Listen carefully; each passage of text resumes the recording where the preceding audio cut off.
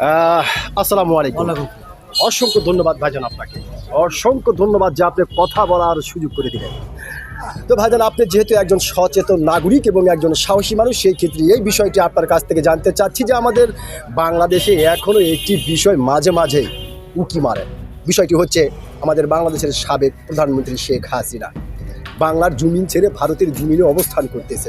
তো এই বিষয়কে কেন্দ্র করে বাংলাদেশের বিভিন্ন ধরনের মানুষ বিভিন্ন ধরনের কথা বলছে। কেউ বলছে শেখ হাসিনা কখনো কোনোদিন বাংলার মাটি তার পা রাখতে পারবে না, আবার অনেকেই বলছে না শেখ হাসিনা আসবে অচিরেই বাংলার মাটিতে বীরের বেশে।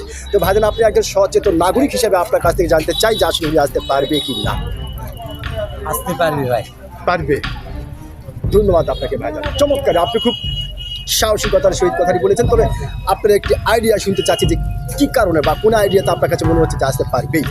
উনি যদি কাজ কাম ভালো করে জি জি জনগণের তো অবশ্যই আসতে পারবি, আর তো খারাপ করে না তাহলে তো আসতে পারবি না। জি জি জি, ধন্যবাদ আপনাকে।